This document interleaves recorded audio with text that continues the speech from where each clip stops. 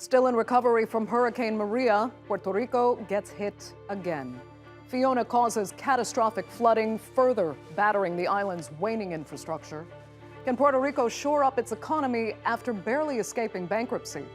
And will the U.S. territory's independence movement help or hurt its recovery? I'm Andrea Sankey, and today's newsmaker is Puerto Rico.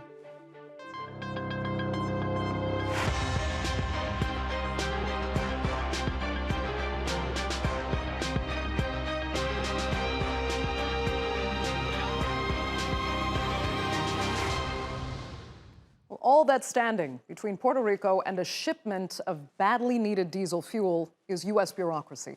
Ships need to be American-made if they're sailing between U.S. ports. In this case, the G.H. Parks is flying a foreign flag. And with over 1 million Puerto Ricans still without power, the standoff over that shipment raises a host of questions.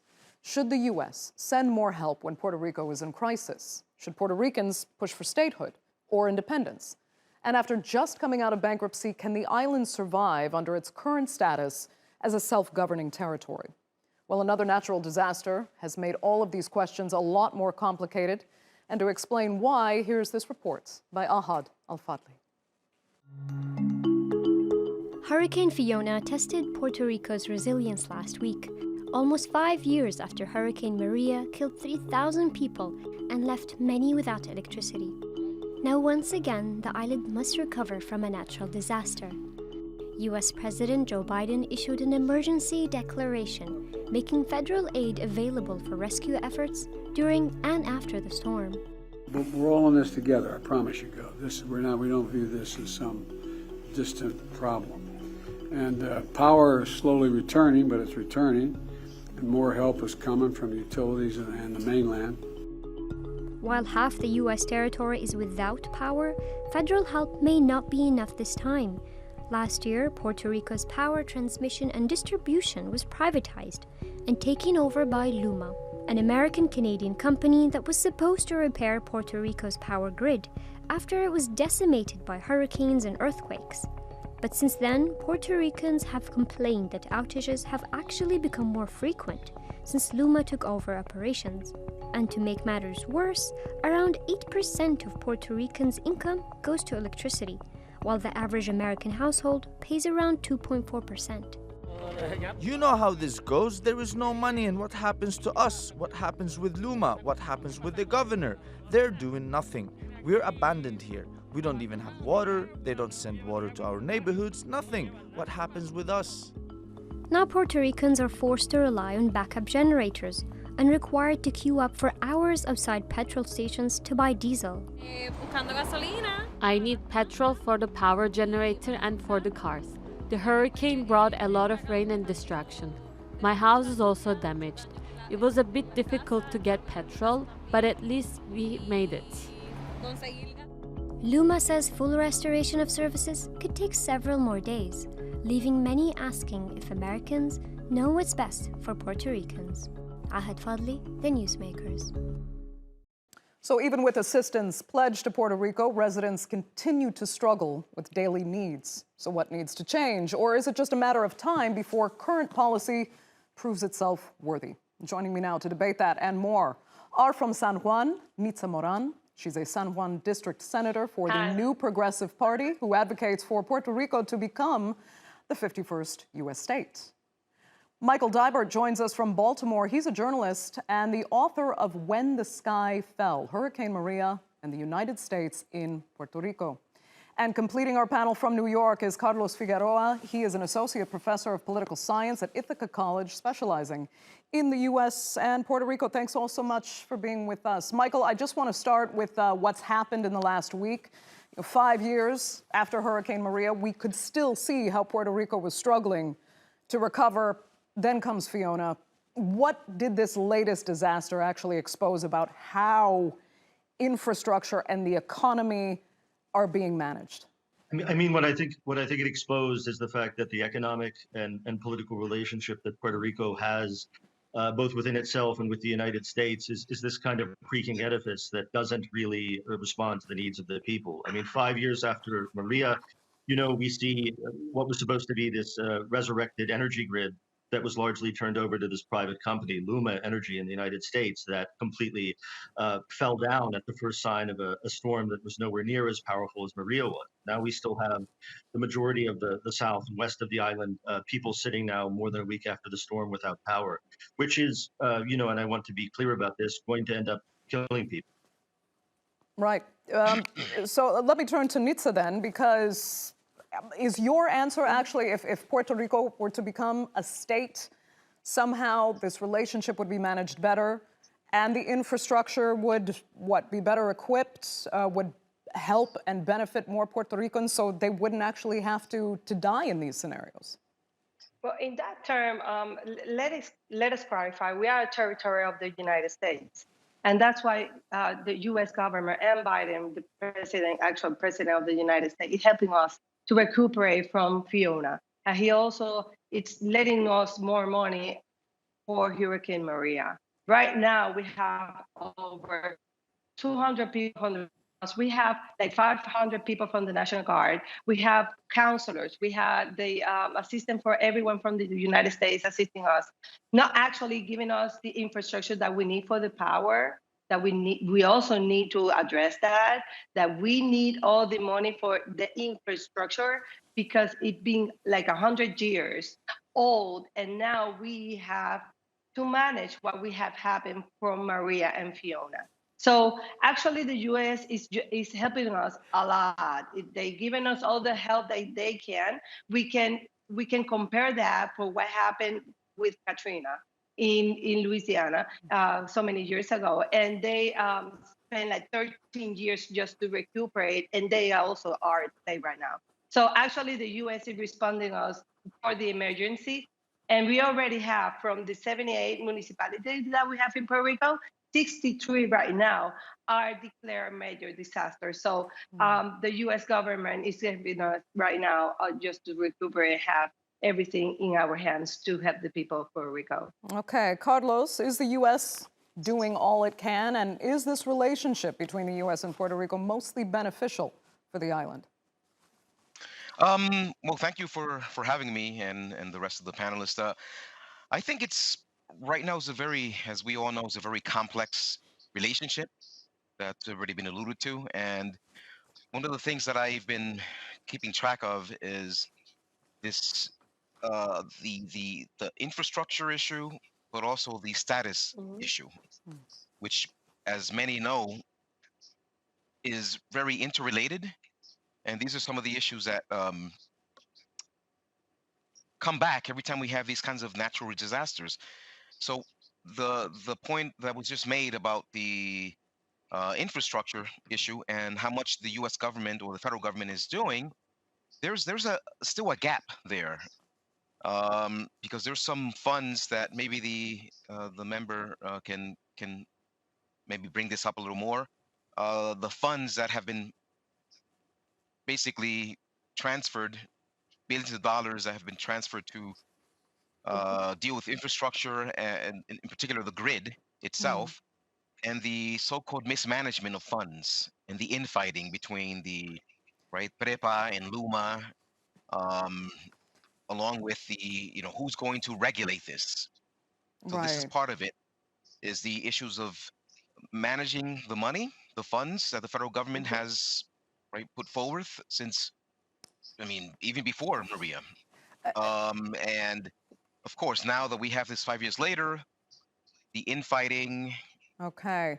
Because parties there, maybe we can get into that as well. Right. Okay, let me turn back to Michael, because a part of the solution to the economic struggle that Puerto Rico had been experiencing, it came so close to bankruptcy, and the mechanism that actually got it out of the bankruptcy was the Special Financial Oversight and Management Board for Puerto Rico.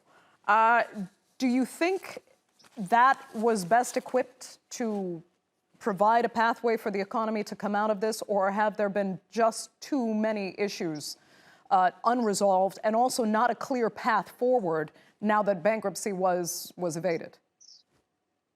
I would even go back before the creation of the Fiscal Oversight Board by Promesa. I think where you see some of the seeds of the problem that you have in Puerto Rico now. In 2012, the Puerto Rican legislator legislature passed something called Act 22. And Act 22 basically allows people to come to Puerto Rico from the mainland, and they don't have any income tax on what they call passive income, that they generate while they're technically resident on the island. And that, along with some of the internal financial problems of the island, I have observed myself, has created a really unequal system in places like San Juan, in places like Dorado, in places like Rincon, where you have these extremely wealthy kind of libertarian crypto tech guys from the mainland coming down there and displacing people who are already struggling. So I would say that's one thing. And in terms of Promesa, if I can just finish with my little point. I think Puerto Rico had gotten itself into a really desperate hole financially, partially through the actions of the country's. Some would say country, some would say island, but the indigenous political people, and partially because of the status of its relationship with the U.S. government. But I think when you create a fiscal oversight board that has great economic control over the lives of Puerto Ricans, that's not elected, that in many ways is not accountable to the people of the island, that has a lot of negative resonance, obviously, for a place with the history of colonialism that Puerto Rico has. Okay. And with that, I will. Yeah, Nitza, then let me go to Michael's first point there. Has providing, a tax haven for wealthy foreigners, those invested in cryptocurrency who don't get taxed, eliminating capital gains taxes if you're a Puerto Rican resident, has that benefited Puerto Ricans themselves or just created an arguably humiliating wealth gap that Michael was just describing now? No. Just let's take the Act 22 that he talked about. It's not about the rich people and the poor people. That act allows people that have the substantial amount to invest in Puerto Rico. The gap of the contribution that they have because of that act, let them come to Puerto Rico, invest, they buy, they produce economy, they construct, so they give people employment. So yes, we can help the rich people, but then besides that, they're helping people from Puerto Rico get back in track. So we can see it very worse, the Act 22, or we can see the best of it. In terms of what they were saying about the federal government telling us billions of dollars that we have right now to reconstruct, that federal money, it works about reimbursement. So that takes a lot of time. There's a lot of requirements that the government and the municipality have to have just in order to have that money reimbursed. So we are in Promesa law and we're in bankruptcy. Most of them, they don't have the cash flow or the income in their municipality to do the work they need to do with the people and their communities. And so that's taking too long because all the requirements, it's too much. It's too much paperwork to get this money get out to the people. So yes, we have several things going on: the Promesa law, the Act 22, and now we managing all the disaster. But actually, we do have the money, but we have to facilitate that money and people getting to Puerto Rico and see Puerto Rico has a place to invest. That's good for us. It's good for the income in Puerto Rico. Okay. That's how we see it. Right. So, Michael, I need you to respond to that because the government believes this is just good. You're getting for FDI, foreign direct investment in Puerto Rico that benefits Puerto Ricans. So you're probably asking, why are so many Puerto Ricans waving signs that say, gringo go home? Well, I mean, I don't need to ask that in a sense because I saw it for myself. I mean, I was living in Puerto Rico until May of 2021. Look, and I think, I'm a capitalist. I mean, I believe in kind of the free market, but I've seen these guys come to Puerto Rico. I've seen them buy up hotels and buildings and create these kind of intentional communities for their weird libertarian idea that they have of the world. I have not seen them create large amounts of jobs, Puerto Ricans. I have not seen them help out in a big way in disasters like now or during the earthquake at the beginning of 2020 when I was in Puerto Rico that devastated much of the South, including places like Guanica, which is still without electricity today after the most recent storm. So, I mean, I think I understand the impetus between wanting to attract people with a lot of money to come to Puerto Rico and create jobs. That makes a lot of sense to me, but unfortunately, that's not how I have seen it pan out. And one other thing I wanted to mention, if I may, is just we had alluded to Luma, this private company that has been in charge to a large degree of the power grid in Puerto Rico for the last year. There were great problems with Luma that the Puerto Rican government pointed out before the storm. The fact that blackouts, both the number and the duration of them, had increased sharply since Luma took over. And I think that's something that really needs to be investigated in the wake of the storm, because I don't think it's unjust to simply allow hundreds of thousands of Puerto Ricans to sit in the dark for days and weeks at a time without any explanation as to why that happened. Okay, Carlos, let me come back to you because, a lot of Puerto Ricans complain that despite their status as a territory of the richest country in the world, some say they're actually worse off than other countries in Latin America, and that they experience the same kind of rich-poor divide as if they were, a struggling, developing country. Is there some truth to that? Definitely. I usually think about the umbilical cord symbolism, right? The island is still attached to the U.S. in that way, meaning that, right, the economy is restricted based on, well, not only the Jones Act from 1920 that we maybe should get into, the Merchant Marine Act that's outdated and is keeping other goods and other kinds of items from getting to the island. At least it makes it difficult for the economy, and also the issue of trade. Puerto Rico, obviously, it is a territory, so because it's a territory, it cannot trade with other partners. It doesn't have that freedom, if you will. Some capitalism does not really mean freedom or free market in this sense. So there is restrictions that are in place that make it difficult for people to actually thrive. Right. One of the questions that I also have in terms of the framework, the Promesa framework, is there something that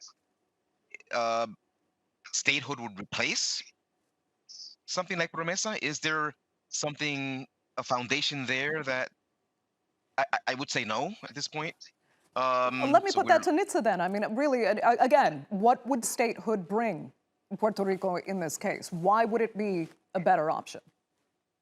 Okay, let's separate things. One thing is being in the bankruptcy Promesa law, and one thing is becoming a state. We are a USA citizen. We have the rights that everyone has in the 50 states of the US. What separates is that we are an island, and we are territory, and we cannot vote, for example, for president. But also, actually, our people go to fight. We go to war. Our men go to war like everyone else in the U.S., and we fight for the U.S. And why not become a state? Why at this state, after 100 years, Puerto Rico being a territory like Hawaii was? What's the issue right now?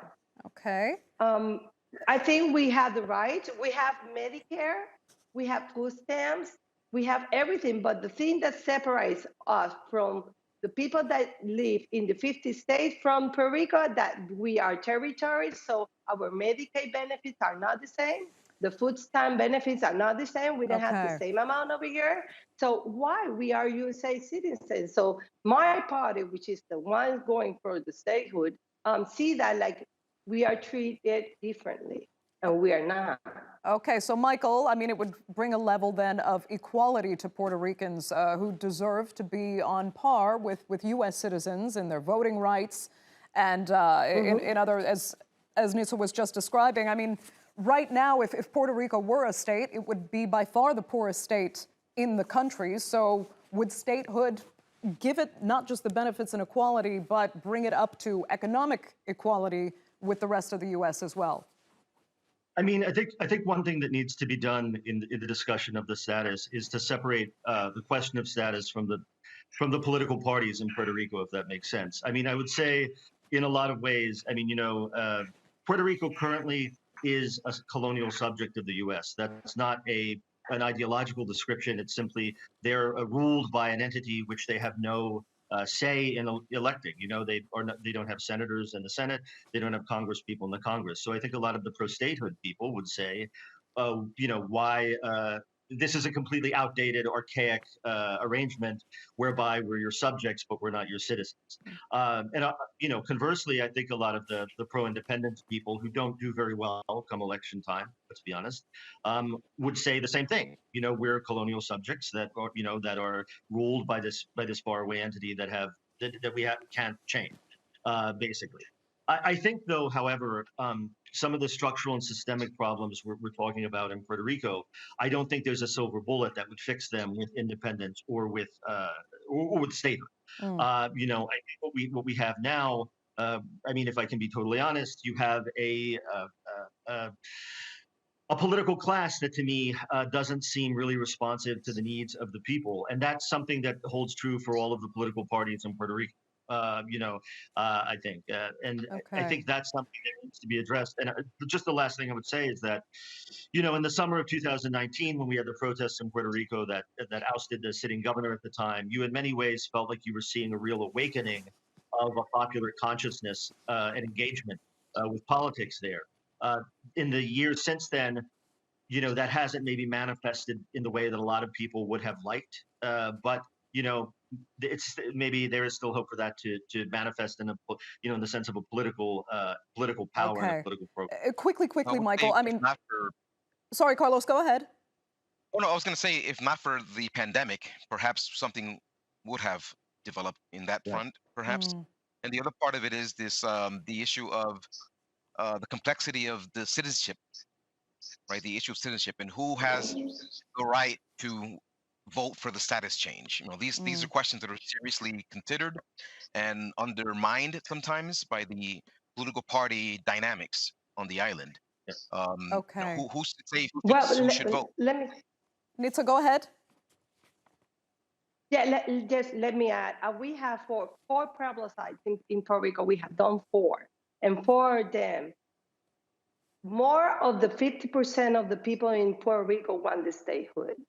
So that's a markup, you know what I mean? And it's an issue. I disagree with Michael. It's an issue of political issue because in the U.S. we have Republicans and Democrats, right? And they see in Puerto Rico, and most of them, even congressmen, are looking to see which one is going to win here if we become a state. It is a political issue. What happened in 2019, nothing had to do with the statehood. That was something that happened with the governor, Enrique Rosselló, and it doesn't have to do anything with the statehood. But besides that, I think Puerto Rico demonstrating for plebiscite that we want to become a state. It's time for the Congress just to act and see us seriously that we are U.S. citizens, and it's time to become a state and have the same rights, and we are equal. Okay, Michael, I can give you... Senator, I had a question, Senator, but are these the non-binding plebiscites are you referring to that had low turnout from those who were pro-independence and those who wanted to continue the Commonwealth arrangement? There was low turnout. Yeah, it is. That's why right now, sometimes apathy is the biggest indicator of how the people actually feel. Right. Yeah. Okay, Michael, I can give you 30 seconds for your quick final thoughts. Go ahead. Sure. I mean, I think regardless of the status in the future, the citizens of Puerto Rico are U.S. citizens at the present time. And I think it's immoral and unjust to abandon them in the wake of a catastrophe now, as we've done in the past. And I wish there was more attention maybe paid in the mainland to the situation of our fellow human beings from Puerto Rico. Okay, Michael Deibert, that will have to be the final word. I'd like to thank Nitza Moran and Carlos Figueroa also so much for being with us on this edition of The Newsmakers. Our viewers, of course, for being with us as well. Remember, you can follow us on Twitter. And do be sure to subscribe to our YouTube channel. I'm Andrea Sankey. We'll see you next time.